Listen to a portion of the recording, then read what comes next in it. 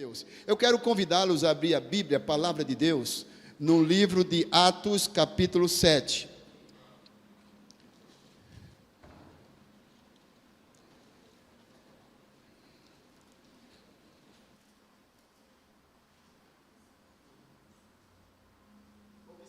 Observe o que diz a palavra do Senhor, conforme escreveu Lucas, o evangelista Lucas, no capítulo 7 do livro de Atos, no versículo 58. Mas nós vamos ler do 54 até o versículo 60, para que possamos entender todo o enredo.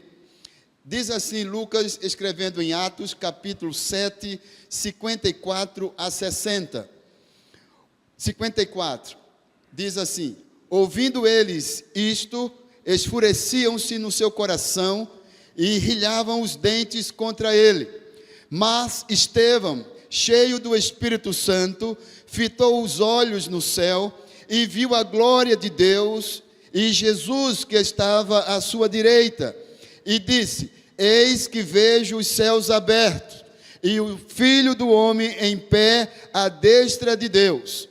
Eles, porém, clamando em alta voz, taparam os ouvidos e unânimes arremeteram contra ele, e lançando-o fora da cidade, o apedrejaram. As testemunhas, deixando suas vestes aos pés de um jovem chamado Saulo, e apedrejavam Estevão, que invocava e dizia: Senhor Jesus, recebe o meu espírito. Então, ajoelhando-se, clamou em alta voz: Senhor, não lhe imputes este pecado. Com estas palavras, adormeceu.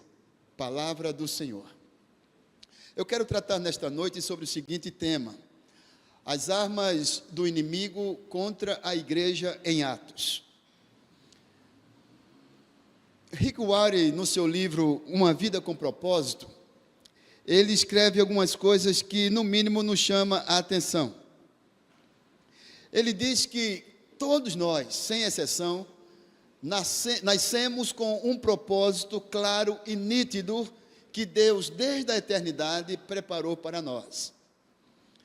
Deus preparou algo importante para mim e para você. Você não está aqui por acaso. Você não está aqui porque você resolveu vir. Você está aqui porque Deus lhe trouxe. Rick Warren, nesse seu livro, Uma Vida com Propósito, ele deixa bem claro que eu e você precisamos descobrir os propósitos de Deus para cada um de nós. Como solteiros, como casados, como família e como igreja. Nós precisamos descobrir os propósitos de Deus para nós. Quando eu e você passamos a descobrir os propósitos que Deus tem para as nossas vidas, isso em todos os sentidos, nós passamos a seguir uma linha em direção ao centro da vontade de Deus. Porque quem não sabe para onde ir, não chega em lugar nenhum. Não vai chegar em lugar algum. E para ele, qualquer lugar que chegar, está bom. Porque não tem propósito, porque não sabe aonde quer chegar. Mas quando nós conhecemos os propósitos de Deus, nós sabemos para onde queremos chegar. E onde queremos chegar, em todos os sentidos, é o centro da vontade de Deus.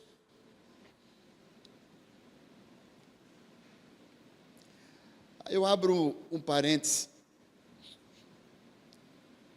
Um ex-diretor da Jocum, Cariacica, tinha vindo de Belo Horizonte para assumir a presidência da Jocum aqui em Nova Rosa da Penha, ali no contorno. Ele, um homem suíço, de aproximadamente 1,80 m, 1,90 m, e estava caminhando ali nas estradas de barro, daquele bairro humilde e pobre, e por muitos considerado como um bairro de bandidagem e de homens vadios. E ele caminhando ali, próximo à sede da Jocum, um jovem se aproximou próximo a ele e fez a seguinte pergunta: o senhor não é dessa região não, né? Ele disse: não, não sou, eu sou de outro país. E ele perguntou: o que o senhor está fazendo aqui? Ele disse: eu estou coordenando um grupo de jovens que nós chamamos Jocum, Jovens com uma Missão, aqui nesta base Cariacica, ou base Nova Rosa da Penha. E nós estamos aqui para tirar os jovens e levá-los para propósitos pelo qual Deus tem designado para eles. E ele disse assim: o senhor não fala bem o português, né? Porque o rapaz percebeu que o seu sotaque era um sotaque diferenciado. Ele disse: sim, eu não falo muito bem, mas eu o compreendo e consigo me identificar. E então perguntou o jovem: o senhor fala qual o seu idioma? Ele disse: olha, eu só falo 5 idiomas. Eu falo suíço, eu falo alemão, falo inglês, estou tentando falar português com você e pelo visto parece que está tendo comunicação, e falo também espanhol, 5 idiomas. Aí ele perguntou assim: o que é que um homem como o senhor, que veio lá do Alpes suíço, lá do outro lado do mundo, veio para aqui, Nova Rosa da Penha, aqui no contorno, o que é que o senhor veio fazer aqui? Ele disse: jovem, o melhor lugar para se estar é no centro da vontade de Deus. Não importa que seja lá nos Alpes suíços, não importa que seja aqui em Nova Rosa da Penha, o que importa é que você vai sentir-se feliz, realizado, satisfeito, quando você estiver no centro da vontade de Deus. O jovem agradeceu, ele bateu nas costas do rapaz e voltou para a base da Jocum. E eu achei isso interessantíssimo, porque eu e você precisamos descobrir qual é o centro da vontade de Deus. Às vezes não é ouro nem prata, às vezes é simplesmente obediência, devoção, simplicidade, vida devota e uma entrega total e absoluta aos princípios de Deus. Por isso, eu quero convidá-los a viajar comigo nas Sagradas Escrituras, através do tema que já foi mencionado, as armas do inimigo contra a igreja em Atos. 3 armas que o inimigo usou tentando destruir a igreja. A primeira arma nós chamamos de perseguição. Já vimos claro aqui. A segunda arma que o diabo tentou usar para destruir a igreja foi a infiltração. A terceira arma que o diabo tentou usar para destruir a igreja foi a distração. Repito: perseguição, segunda, infiltração, terceira, distração. Passeando nas Sagradas Escrituras, eu vos convido a abrir as Escrituras, voltando um pouco no texto onde estamos, no texto de Atos 4, versículos 1 a 4. A primeira lição está inserida nesses versículos, como também em outros versículos que nós vamos caminhar nesta direção. Veja o que diz Atos capítulo 4, versículos 1 a 4. Diz assim a palavra: Falavam eles ainda ao povo, quando sobrevieram os sacerdotes, o capitão do templo e os saduceus, ressentidos por ensinarem ele, o povo, e anunciarem em Jesus a ressurreição dentre os mortos, e os prenderam, recolhendo ao cárcere até o dia seguinte, pois já era tarde. Muitos, porém, dos que ouviram a palavra, a aceitaram, subindo o número de homens a quase 5.000. A primeira lição que eu quero deixar para vocês hoje sobre uma das armas que o diabo sempre usou, principalmente na igreja de Atos, e usa até hoje, principalmente nos países da África, é a perseguição. Policarpo de Quaresma, o bispo, quando foi preso, quando foi levado ao cárcere e depois de ser açoitado, após ser ameaçado e emocionalmente totalmente quebrantado, ele já estava pronto a abrir mão dos seus ideais, mas não da sua fé, foi levado à fogueira. E conta-se a história, Joséfo, o historiador, conta que o algoz, chegando-se a ele, quando amarrado a uma estaca na fogueira, pronta a ser acesa, disse para ele: Policarpo, nega Jesus Cristo e estás liberto. Porque o imperador entende que a ele seja toda adoração. É o imperador, Policarpo, que você, eu, nós devemos adorar. Policarpo nega a Jesus. Ele disse: como posso negar a um Deus que me amou, me salvou e me espera de braços abertos na eternidade? Acendam a fogueira. O bispo Policarpo de Quaresma foi queimado vivo. O diabo em todos os tempos tentou destruir a igreja. Não precisamos ir longe. Abra, por favor, sua Bíblia em Efésios capítulo 2. Olha lá para mim.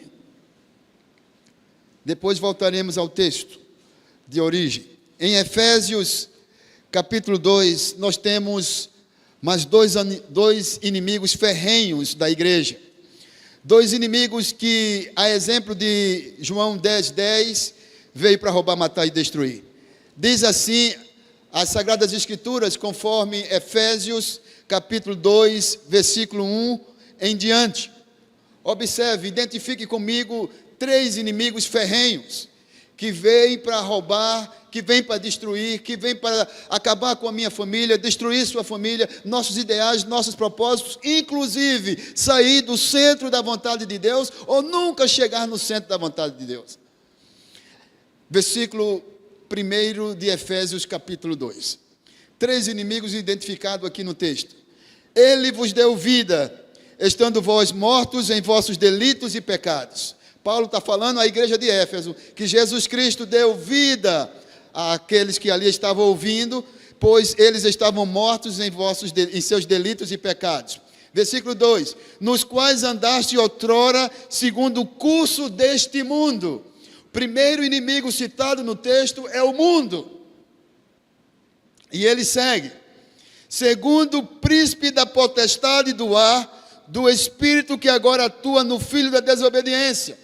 O príncipe da potestade do ar que atua nos filhos da desobediência é o diabo.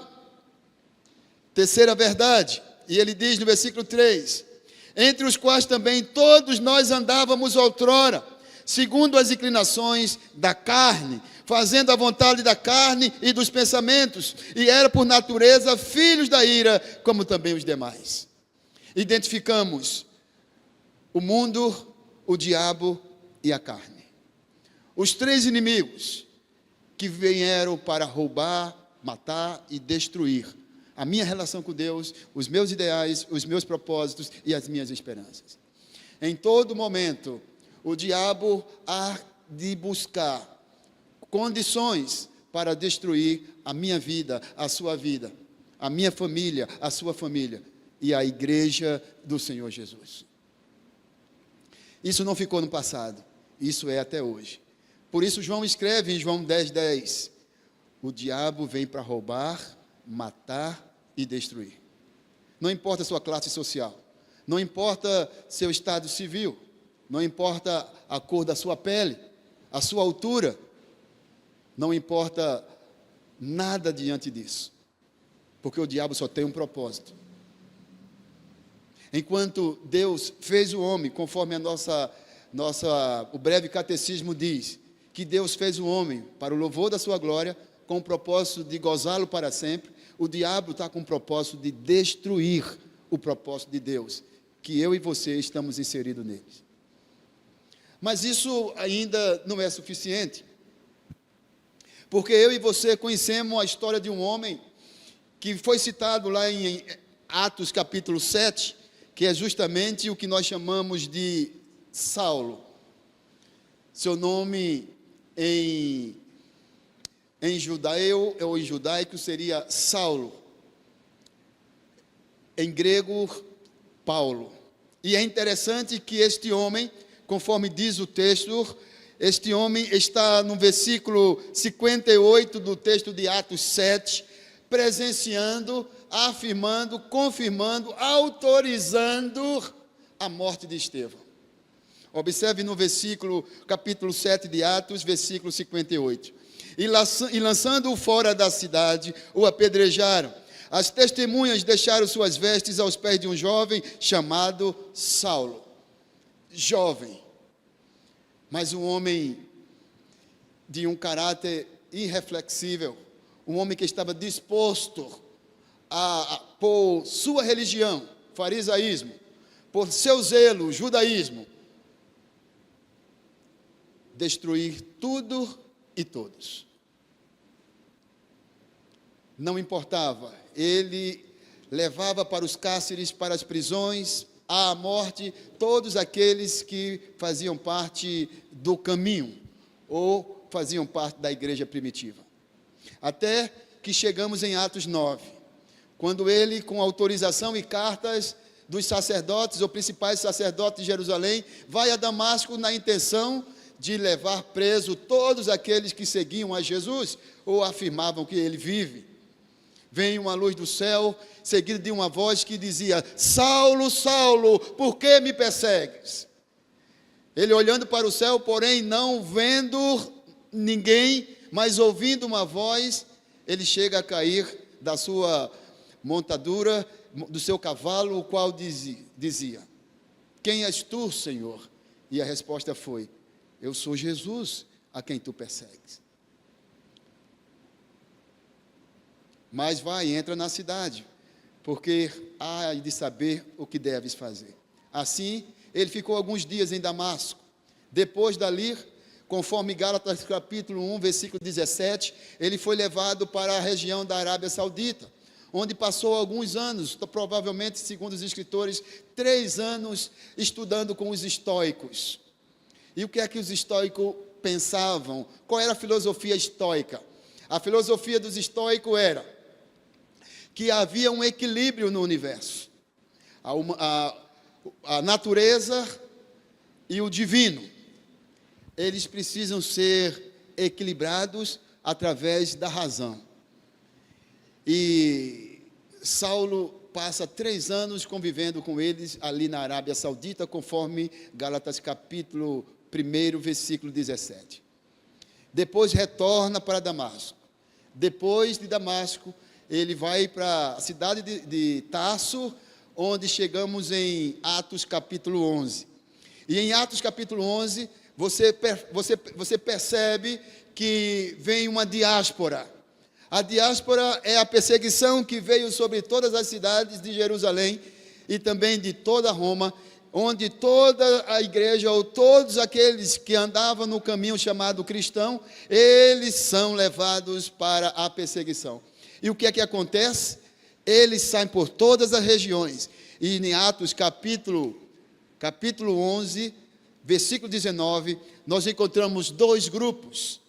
Por causa da perseguição, eles saem das suas regiões, abandonam suas casas, mas eles não saem sem propósitos. Eles não saem sem ideais. É isso que eu e você precisamos entender. Observe o que diz Atos capítulo 11, versículo 19. Então os que foram dispersos por causa da tribulação que sobreveio a Estevão, se referindo lá em Atos 7, se espalharam até a Fenícia, Chipre e Antioquia, não anunciando a ninguém a palavra, senão somente aos judeus. Observe a estratégia: judeu falando de Jesus a outros judeus. Eles não saíram simplesmente para se esconderem. Eles utilizaram a diáspora, ou seja, a perseguição que foi levantada contra a igreja, para sair por outras cidades, anunciando que Jesus Cristo é o caminho, a verdade e a vida, e que ninguém vai ao Pai senão por Jesus. Com propósitos. A igreja primitiva tinha propósitos, tinha ideais. Versículo 20. Alguns deles, daquele grupo todo da diáspora, alguns deles, porém, que eram de Chipre e Cirene. Chipre, a cidade de Barnabé. Cirene, a cidade de Cirineu, aquele Cirineu que levou ou ajudou Jesus a levar a cruz, no momento que ele caminhava para a crucificação, e que foram até Antioquia, falavam também aos gregos, anunciando-lhes o evangelho do Senhor Jesus. O pessoal de Cirene, o pessoal de Chipre, eles saíram anunciando a palavra aos gregos, aos que não eram judeus. Ou seja, eles estavam lá em Jerusalém, eles falavam judaísmo, mas também falavam outra língua, então eles resolveram pregar para aqueles que não conheciam a Jesus Cristo. Saíram por causa da perseguição, mas anunciavam que Jesus Cristo era o Senhor, para a glória de Deus Pai.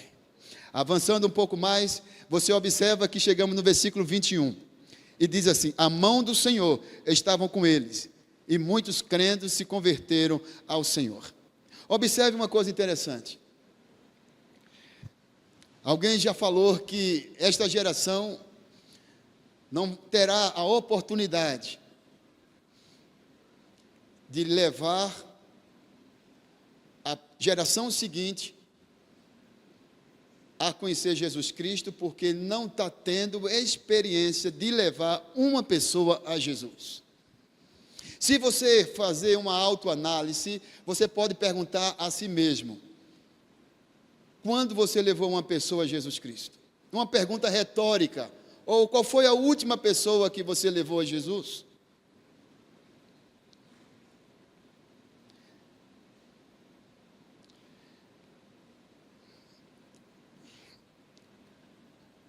No decorrer dos anos, surgiu vários avivalistas, no decorrer dos séculos, e eu posso citar Jonathan Edwards, John Wesley, Charles Spurgeon, George Whitefield, Charles Finney, Moody, entre tantos outros, avivalistas.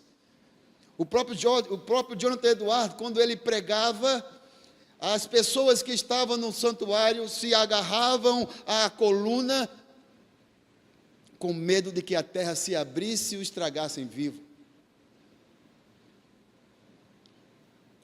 Avivalistas, homens que o mundo não era digno. Mas também não podemos esquecer dos homens anônimos, como foi citado aqui em Atos capítulo 11. Pessoas que deram suas vidas, foram perseguidos, muitos deles foram lançados nas arenas, foram comidos por animais, foram massacrados, foram queimados vivos, perderam suas famílias, seus bens, suas esperanças, mas não perderam os seus propósitos de agradar a Deus e de louvar a Deus com aquilo que tinha. Alguém já definiu de forma muito clara que a perseguição e a morte dos santos é a semente da expansão do Evangelho. O sangue daqueles que morreram pela causa do Evangelho semeou a semente do crescimento e da expansão. O diabo percebeu que a perseguição não destruiria a igreja. Então entramos na segunda lição. Eu vos convido a avançar um pouco e chegarmos em Atos capítulo 5. A segunda lição que eu quero deixar para vocês não é mais a perseguição, e sim a infiltração. Observe comigo Atos capítulo 5, a partir do versículo 1 em diante. Atos 5. Entretanto, certo homem, chamado Ananias, com sua mulher Safira, vendeu uma propriedade. Mas, em acordo com sua mulher, reteve parte do preço e, levando o restante, depositou aos pés dos apóstolos. Então, disse Pedro: Ananias, por que encheu Satanás o teu coração, para que mentisses ao Espírito Santo, reservando parte do valor do campo? Conservando, porventura, não seria teu? Ou seja, se você não vende, não seria teu? E vendido, não estaria em teu poder? Como, pois, assentaste no coração esse desígnio? Ou seja, atentar ao Senhor. Não mentiste a homens, mas a Deus. Ouvindo estas palavras, Ananias caiu morto. Sobrevindo grande temor a todos os ouvintes. Levantando-se os moços, cobriram-lhe o corpo e levando-o, o sepultaram. Quase 3 horas depois, entrou a mulher de Ananias, não sabendo o que ocorreria. Então Pedro, dirigindo-se a ela, perguntou-lhe: dize-me, vendeste portanto aquela terra? Ela respondeu: sim, portanto. Tornou-lhe Pedro: por que entraste em acordo para tentar o Espírito do Senhor? Eis aí a porta os pés dos que sepultaram o teu marido, e eles também te levarão.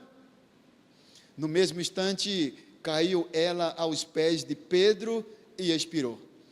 Entrando os moços, acharam-na morta e, levando-a, sepultaram junto do marido. E sobreveio grande temor a toda a igreja e a todos quanto ouviram a notícia deste acontecimento. A segunda lição que eu quero deixar com os irmãos nesta noite é infiltração. A primeira lição é perseguição. A segunda, infiltração. Jesus conta uma parábola. Ele faz o seguinte: ele diz e manda com que os seus servos vá ao campo e plante trigo. E ele planta trigo. Eles plantam. Depois, os trabalhadores chegam para aquele senhor e dizem: Senhor, tu não plantaste só trigo? Como nós percebemos também joio? Queres que arranquemos o joio? Jesus Cristo disse: não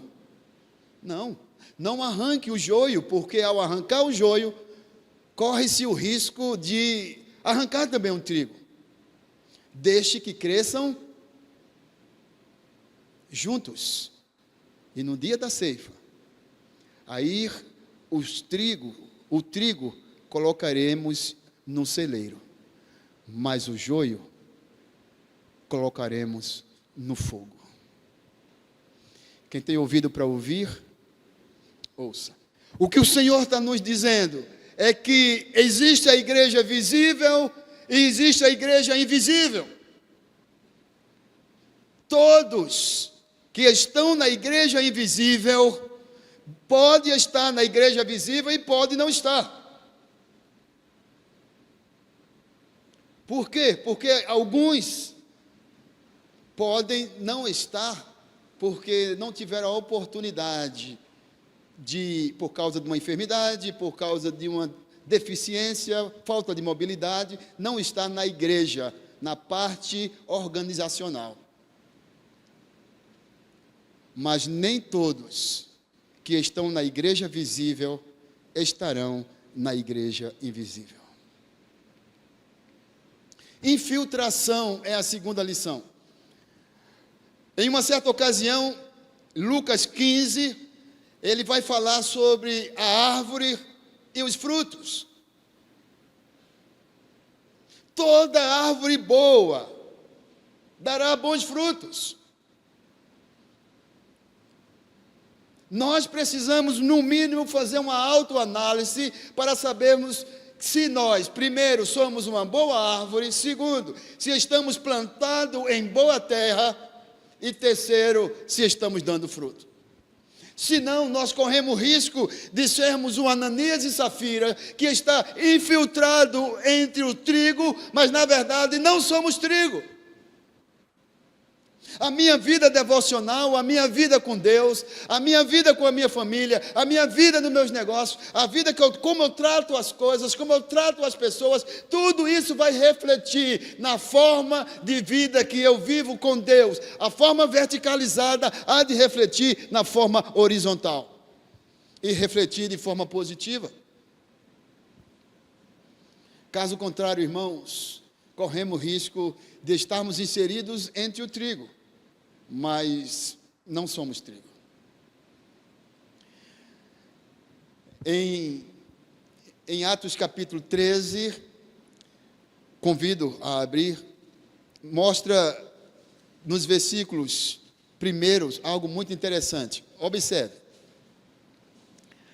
Atos 13, verso 1, diz assim: havia na igreja de Antioquia profetas, mestres. Profetas, subentenda a palavra nabir, que quer dizer aquele que fala em nome de outro. No Antigo Testamento nós temos nabir como profeta vidente, e no Novo Testamento temos como profeta não vidente. Então todo aquele que fala em nome de Deus, ou fala em nome de Jesus Cristo, fala em nome de outro, então é profeta. Eu, você, quando falamos de Jesus para outro, nós somos um atalaia, somos um profeta. Então, havia na igreja de Antioquia profetas, e havia também mestres, ou seja, professores, pessoas que tinham simplicidade e valorizavam o ensino, a habilidade no ensino. Aí ele cita Barnabé, Simeão, por sobrenome Níger, quer dizer, Simeão quer dizer, sobrenome Níger quer dizer que ele era de cor escura, assim como eu, porque ele era da África. Lúcio de Cirene, Manaém, que era colasso de Herodes, eu explico, que era meio irmão de Herodes, e esse Herodes que ele se refere é Herodes Antipas, que estava sob o poder de Pôncio Pilatos. Vocês recordam quando Jesus foi julgado, levado primeiro para Pôncio Pilatos, perguntou de qual região ele era, aí disseram da Idumeia.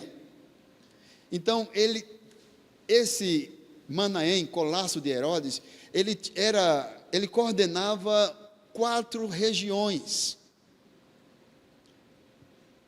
Então ele diz assim, Manaém, colasso de Herodes, o tetrarca. Uma pessoa que é tetrarca tem sobre a sua autoridade 4 regiões. É como se tivesse autoridade sobre 4 bairros ou 4 cidades. E ele diz Manaém, colasso de Herodes, ou seja, meio irmão de Herodes. Ele era um tetrarca que cuidava, ou coordenava, ou governava 4 regiões, e Saulo, que é justamente o Saulo de Tarso, aquele de Atos 7, a qual suas vestes foi colocada aos seus pés. Observe no versículo 2. E servindo eles ao Senhor, tá? E servindo eles ao Senhor, e jejuando, disse o Espírito Santo. O Espírito Santo falou à igreja: separai-me agora Barnabé e Saulo para a obra que eu os tenho chamado. Separai-me, eu tenho uma obra especial para esses 2 homens. Aí vai começar a primeira viagem missionária do apóstolo Paulo, com Barnabé, com Paulo e com o sobrinho de Barnabé, que vai junto, que é João Marcos, que é o escritor do Evangelho de Marcos. Jejuando e orando, impondo sobre ele as mãos, os despediram. Eu e você precisamos ver uma coisa. Conforme esse texto, todos nós que estamos na igreja, nós precisamos entender que há uma missão para cada um de nós. Há uma missão para cada um de nós. Uns para ir, como Paulo foi, andar para toda a Macedônia, toda a Ásia, Mediterrâneo. Mas tem também a missão daqueles que ficam porque são mestres, responsáveis pelo ensino. E nós vemos isso depois em Atos 11, no versículo 25, quando a igreja de Jerusalém percebe que em Antioquia a igreja está crescendo, as coisas estão dando certo. A igreja de Jerusalém manda Barnabé até Antioquia, isso está em Atos 11, depois dos versículos 20 e 22, observe aqui no texto. A igreja manda Barnabé ir a Antioquia. Quando chega em Antioquia, ele percebe que a igreja estava crescendo e que a graça de Deus era abundante na igreja de Antioquia. E sabe o que acontece? Barnabé aconselha a igreja de Antioquia a permanecer firme no Senhor. independente das discussões, independente das picuinhas, independente dos debates, independente das dificuldades de relacionamento, Barnabé diz assim: precisamos permanecer firmes no Senhor. E a igreja pipoca, cresce, avança. E Saulo não consegue com habilidade, e Barnabé não consegue dar conta de tudo sozinho, apesar de toda a sua habilidade. Ele não consegue dar conta de tudo. Por isso, ele vai a Saulo, manda alguém trazer Saulo de Tarso, que ele já tinha vindo da Arábia, onde estava com os estoicos, para vir cooperar com ele na igreja de Antioquia. Isso é simplesmente fantástico. Eu e você somos chamados por Deus com ideais e propósitos claros e nítidos. Deus não chamou ninguém para ficar de braços cruzados ou de boca escancarada, cheia de dentes, esperando a morte chegar. Não chamou. Ele tem propósitos e ideais para mim e para você. Seja útil. Eu sou jovem. Saulo era jovem. Você quer que eu conte para você a história de Simon, quando chegou no Brasil com 26 anos?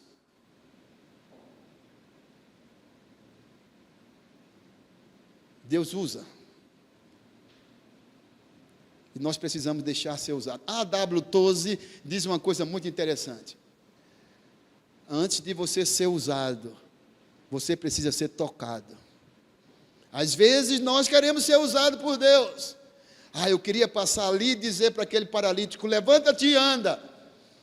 Nós gostaríamos de falar as mesmas palavras de João e Pedro, lá na Porta Formosa, em Atos capítulo 3, quando uma pessoa levanta a mão pedindo moeda, uma esmola, e ele diz assim: dá-me uma moeda, e ele diz assim: não tenho prata nem ouro, mas o que eu tenho te dou, em nome de Jesus Cristo Nazareno, levanta-te e anda.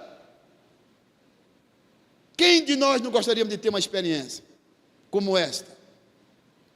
Ou simplesmente uma experiência mais simples, como diz Marcos capítulo 2. Pegar o paralítico, ajudá-lo na sua cama ou na sua maca, subir sobre o teto e deixá-lo diante de Jesus. Quem de vocês não gostaria de ter uma experiência ainda que simples como esta? Mas tanto uma como outra está à minha disposição, está à sua disposição, está à nossa disposição. Se você não pode ainda dizer levanta-te e anda, você pode segurar na cama, na maca do paralítico, abrir o teto e levá-lo e deixá-lo diante de Jesus. E Jesus faz o resto. E se precisar de conversão, deixa com o Espírito Santo, porque é Ele que convence o homem do pecado, da justiça e do juízo.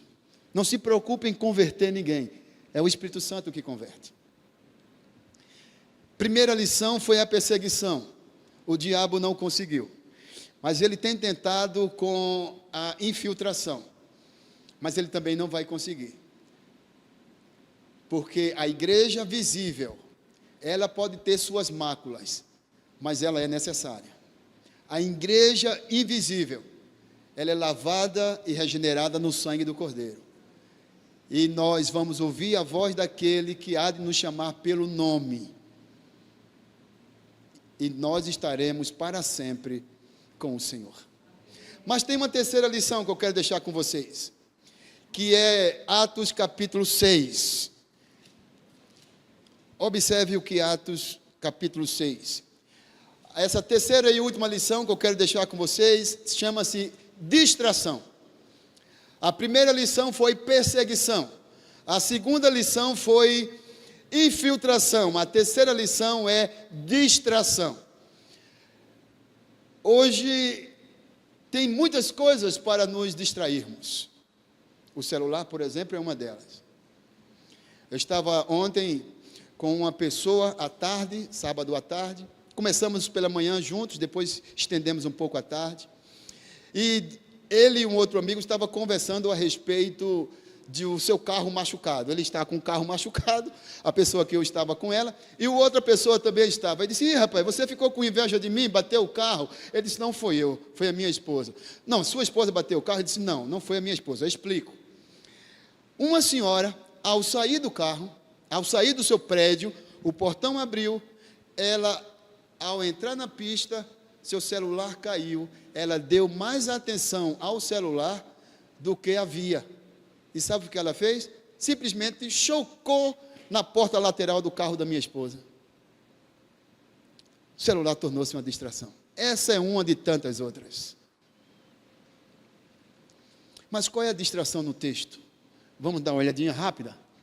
Diz assim, Atos capítulo 6. Observe a partir do versículo 1.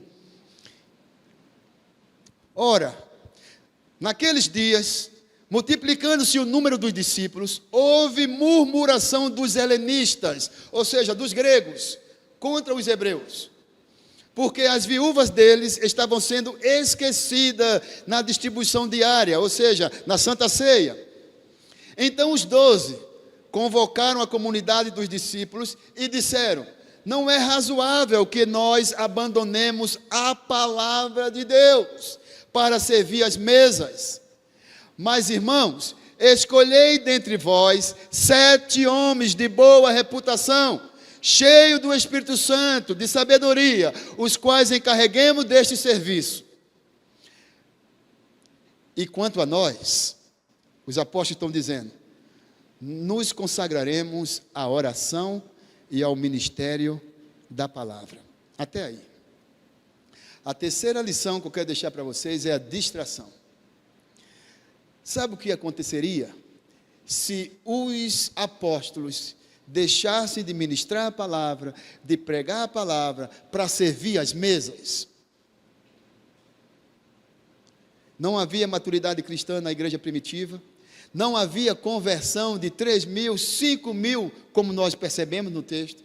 Enquanto aqueles que foram eleitos, cheios de sabedoria e do Espírito Santo, estavam ministrando a comunhão diária para as viúvas do helenistas e para outros, eles se dedicavam no empenho do estudar e do pregar a palavra.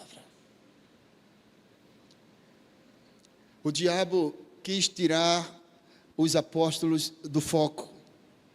O diabo às vezes quer tirar nós, os presbíteros, do foco. O diabo quer tirar a liderança do foco.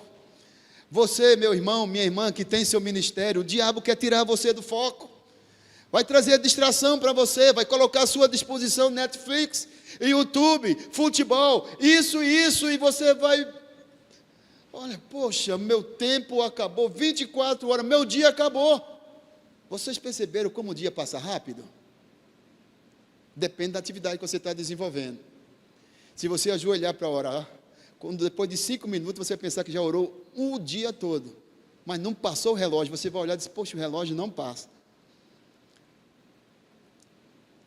Nós passamos diante da televisão assistindo um jogo de futebol, 45 minutos, mais um intervalo de mais 15 e mais 45 minutos. E muitos deles não movem o pé do lugar, mas ficam fitados na tela. Se o pregador hoje estender até um pouco mais, talvez fique só eu e a esposa, porque ela depende de mim para ir para casa. Distração. Nós estamos deixando com que o diabo nos distraia de coisas que não são tão importantes como a palavra. Os apóstolos, iluminados pelo Espírito Santo, eles disseram o seguinte: olha, não é razoável, versículo 2, não é razoável que nós abandonemos a palavra de Deus para servir as mesas. Não é que servir a mesa seria uma tarefa inoperante, ou uma tarefa de segunda classe. Mas você observa que quem pregava a palavra eram os apóstolos.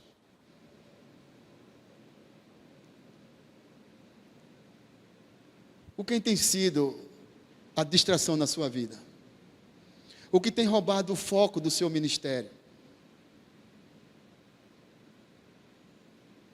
alguma coisa tem dificultado o avanço da igreja contemporânea por causa da distração, por causa da perseguição, por causa da infiltração. Eu e você, como igreja, precisamos descobrir, voltando à introdução, como dizia Rick Warren, no seu livro Uma Vida com Propósito, qual o propósito pelo qual Deus me fez? Qual o ideal de Deus para a minha vida? É ficar marcando passo? Deus tem algo maravilhoso para você. Deus tem algo extraordinário para você. Deus tem algo muito bom para mim e para você. Que esta palavra tenha lugar no seu coração. E fique esperto, porque o diabo há de usar a perseguição, a infiltração e também a distração. E isso são ferramentas, entre tantas, que realmente nos consegue nos tirar do foco. Mas eu não quero terminar esta palavra sem antes orar por você. Eu quero orar por você. Eu acredito que, assim como eu, você também quer estar no centro da vontade de Deus. Eu fiquei encantado com as palavras daquele presidente lá da Jocum, quando ele disse assim: olha, não importa que você esteja lá nos Alpes suíços, ou não importa que você esteja aqui em Nova Rosa da Penha, o que importa é você estar no centro da vontade de Deus. E eu desço do altar, venho até aqui como sinônimo de que eu quero estar no centro da vontade de Deus. E se você almeja isso como eu almejo, eu quero convidá-lo a vir aqui à frente, que eu quero orar com você. Você pode criar coragem de vir aqui?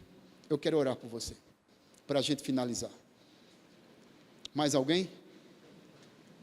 Glória a Deus.